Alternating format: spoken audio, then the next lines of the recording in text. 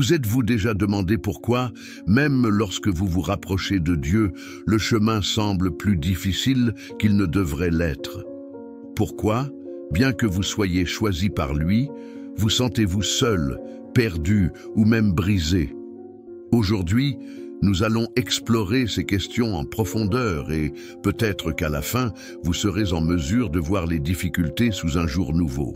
Lorsque nous sommes choisis par Dieu, notre parcours n'est jamais simple. Il s'accompagne souvent de solitude, de difficultés financières et de bien d'autres défis. Cela peut être difficile à comprendre, surtout lorsque nous voyons d'autres personnes autour de nous avec des vies apparemment bien réglées. Mais la solitude et les difficultés ne sont pas des punitions, mais plutôt des moments de préparation. Si vous ressentez le poids de la solitude ou si vous êtes confronté à des difficultés financières, sachez que cela ne signifie pas que vous avez été abandonné. Au contraire, ces moments servent à renforcer votre lien avec Dieu. Ils sont comme un feu qui, bien que douloureux, transforme le métal brut en quelque chose de plus fort et de plus raffiné. L'élu n'est pas quelqu'un qui est à l'abri des difficultés, mais quelqu'un qui trouve sa force dans l'adversité parce qu'il comprend que chaque défi a un but. Dieu nous place souvent dans des moments d'isolement, afin que nous puissions entendre sa voix plus clairement. La solitude ne doit donc pas être considérée comme un ennemi, mais comme un allié dans le processus spirituel. Êtes-vous prêt à utiliser ces moments de silence pour vous fortifier intérieurement? Un autre point important est celui des difficultés financières. Beaucoup d'élus se demandent pourquoi, malgré leurs efforts, leurs finances ne s'améliorent pas. Mais comprenez bien qu'il ne s'agit pas d'une punition, mais d'un test de foi. La croissance spirituelle se fait quand nous n'avons rien à perdre, quand tout semble perdu, et c'est dans ce vide que Dieu nous apprend à lui faire confiance plus profondément. Dieu n'est pas un être magique qui résout tout instantanément. C'est un Père qui nous apprend à marcher et nous prépare à quelque chose de grand. Pour ce faire, il nous place dans des situations difficiles afin de développer des qualités telles que la patience, la confiance et la persévérance. La véritable prospérité n'est pas matérielle, mais spirituelle, la capacité de vivre dans la foi en sachant que Dieu pourvoira en son temps. Ainsi, lorsque vous vous sentez sans direction, rappelez-vous que vous êtes façonné pour quelque chose de bien plus grand que vous ne pouvez l'imaginer. Rien n'arrive par hasard. Chaque difficulté est un pas vers le but de Dieu. Lorsque vous êtes au plus bas, lorsque la vie semble s'effondrer autour de vous, il peut être difficile de comprendre le but de Dieu dans vos difficultés. Il est naturel de se demander « Pourquoi moi ?» Mais c'est précisément dans ces moments d'adversité que Dieu nous enseigne les leçons les plus profondes. La Bible est pleine d'histoires de personnages qui, avant d'atteindre la grandeur, ont traversé des moments d'épreuves intenses. Abraham, par exemple, a été appelé à sacrifier son fils Isaac, le seul fils promis par Dieu. Imaginez ce qu'il a ressenti dans ce moment de profonde douleur et de confusion. Mais il a obéi, et grâce à sa foi, il a non seulement été béni, mais il est devenu le père d'une grande nation.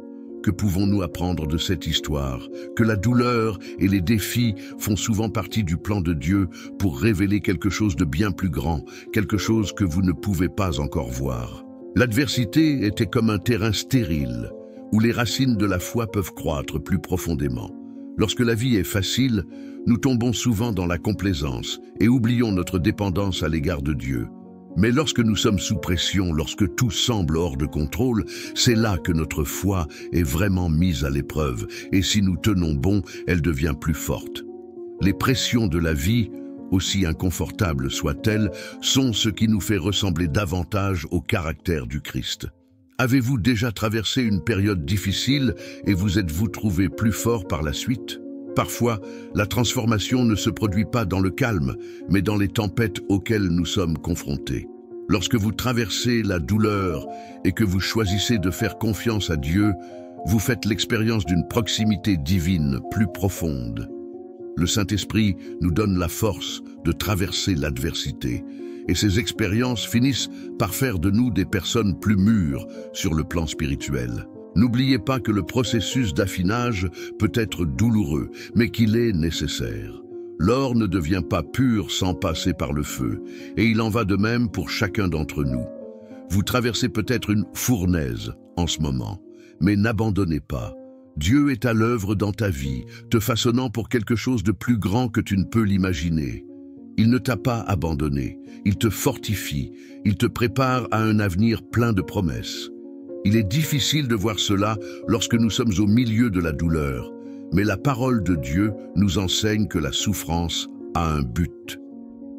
En Romains, chapitre 5, verset 3, Paul nous rappelle que la tribulation produit la persévérance, et la persévérance l'expérience, et l'expérience l'espérance. La douleur a un but, et l'espérance est ce qui nous permet de continuer.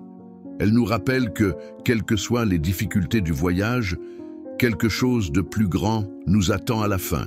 Lorsque vous vous sentez découragé, regardez la Bible et souvenez-vous des héros de la foi. Ils ont traversé d'immenses difficultés, mais Dieu était avec eux à chaque étape du chemin.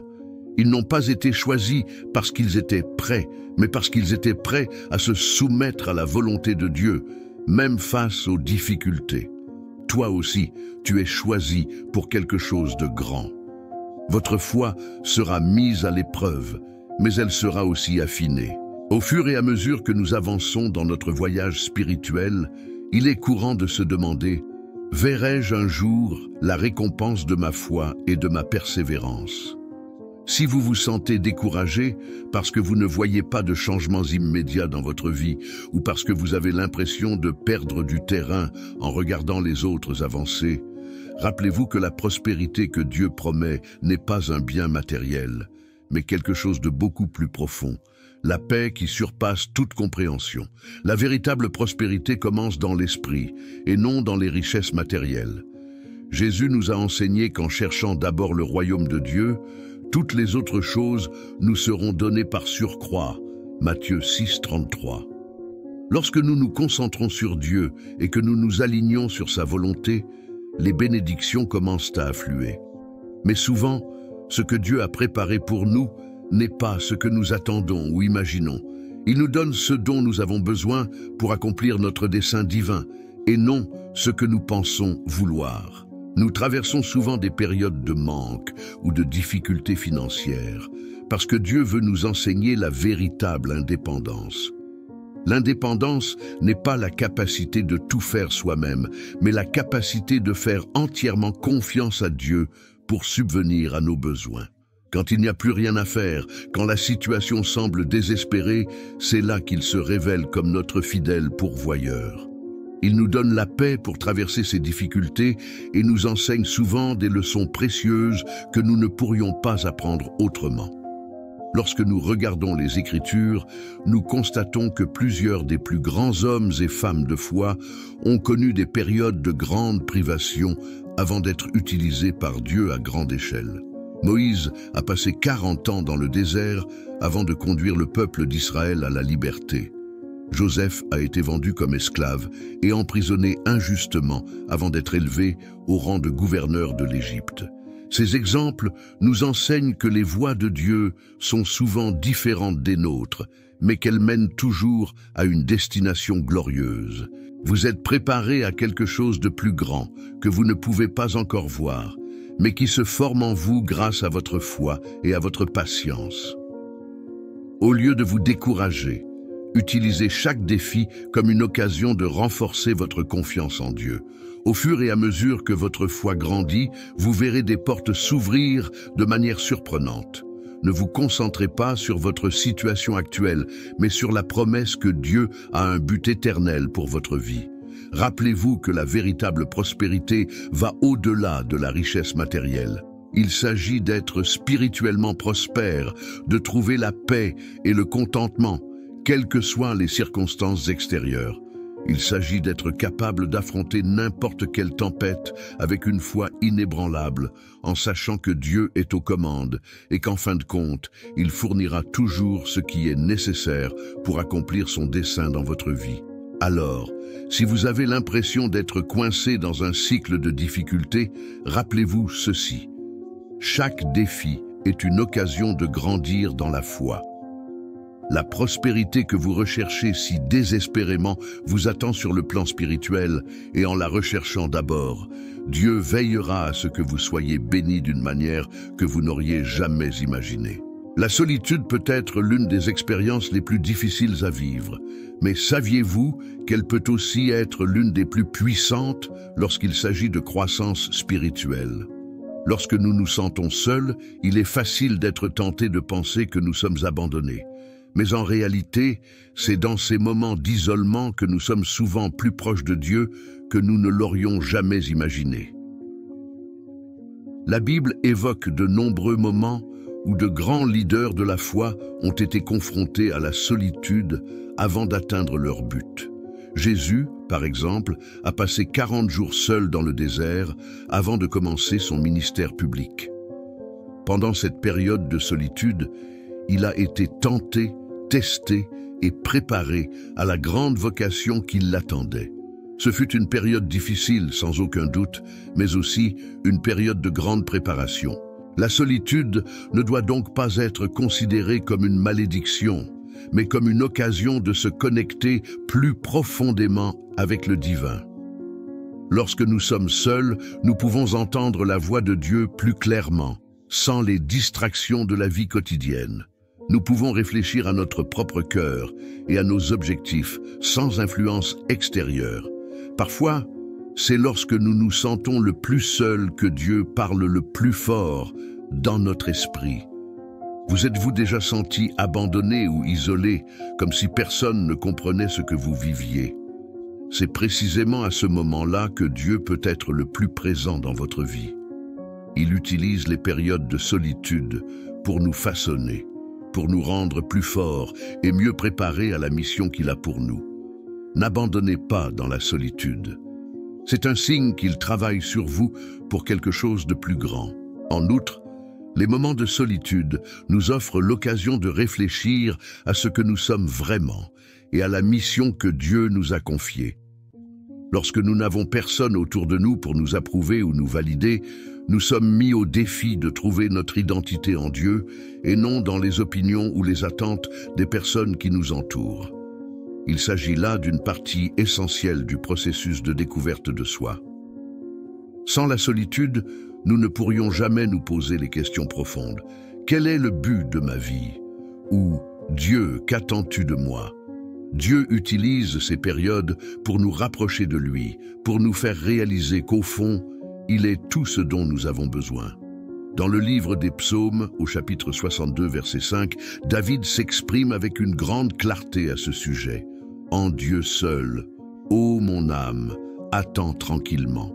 C'est de lui que vient mon salut. » Voilà la leçon cruciale. La solitude nous apprend que notre espoir et notre force viennent de Dieu et non des personnes ou des circonstances qui nous entourent. Si vous traversez une période de solitude, sachez que c'est peut-être exactement ce dont vous avez besoin pour devenir la personne que Dieu a toujours voulu que vous soyez. Ce n'est pas une punition, mais une préparation. La solitude est un terrain fertile pour l'introspection, pour la rencontre avec Dieu et pour la révélation de votre véritable but. Nous avons atteint la dernière partie de notre voyage, où toutes les leçons que nous avons discutées s'entrelacent en un seul point, la victoire de Dieu dans la vie du fidèle. Avez-vous déjà réfléchi à ce que signifie être victorieux aux yeux de Dieu? La victoire divine ne se mesure pas selon les critères de ce monde, qui évalue le succès en fonction de la richesse, de la célébrité ou du pouvoir. La véritable victoire, selon les Écritures, est une transformation intérieure, la paix qui découle d'une vie conforme à la volonté de Dieu et la capacité à relever tous les défis avec une foi inébranlable. Nous avons souvent l'impression de perdre la bataille ou que nos prières sont ignorées. Mais la Bible nous rappelle dans 2 Corinthiens 4, 16, 18 de ne pas perdre courage. Si extérieurement nous déclinons, intérieurement nous sommes renouvelés de jour en jour. En effet, la peine légère et passagère que nous éprouvons produit pour nous un poids éternel de gloire qui dépasse toute comparaison. Cela signifie que même dans les moments les plus difficiles, Dieu travaille en nous quelque chose qui sera éternel et précieux. Devenir l'un des élus de Dieu, quelqu'un qui porte en lui une mission pour accomplir un but plus grand, n'est pas facile.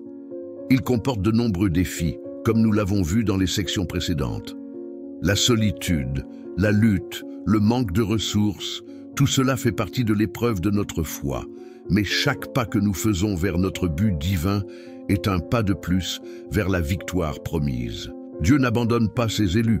Il nous permet de traverser des difficultés, mais il nous prépare aussi aux bénédictions à venir. Lorsque vous avez l'impression que tout s'écroule autour de vous, rappelez-vous qu'il a quelque chose de plus grand en réserve pour vous, quelque chose qui dépasse toute attente humaine. Ce que l'œil n'a pas vu et que l'oreille n'a pas entendu, Dieu l'a préparé pour ceux qui l'aiment. 1 Corinthiens 2, 9.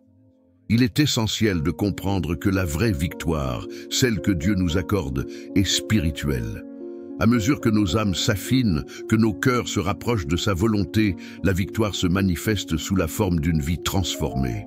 Et à la fin, c'est Dieu qui nous exalte, nous élève et nous place dans des positions de grand honneur comme il l'a fait avec tant de serviteurs fidèles tout au long de l'histoire biblique.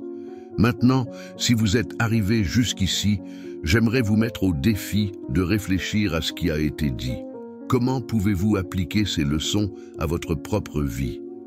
Dans quel domaine ressentez-vous le besoin de faire davantage confiance à Dieu, d'affronter les difficultés avec plus de foi et de reconnaître sa main qui vous guide?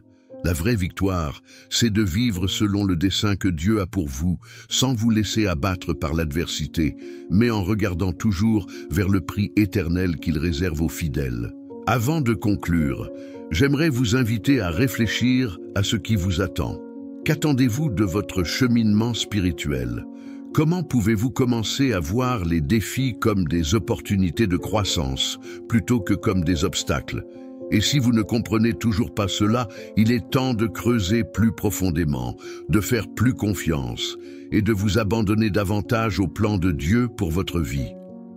Maintenant, si tu es prêt à marcher sur ce chemin de foi et de découverte, je t'invite à t'abonner à notre chaîne Passage Sage, à laisser un like, à commenter ce qui t'a le plus touché et à le partager avec d'autres personnes qui ont également besoin de ce message d'espoir et de persévérance. La victoire est à votre portée, cher ami, et elle commence par votre décision de rester ferme, en ayant confiance que Dieu est avec vous à chaque étape du chemin. Si vous avez apprécié ce contenu, n'hésitez pas à consulter les autres vidéos que nous avons préparées spécialement pour vous. Elles contiennent d'autres enseignements sur la foi, la découverte de soi et la marche avec Dieu. Accédez-y dès maintenant et poursuivez votre voyage de croissance spirituelle.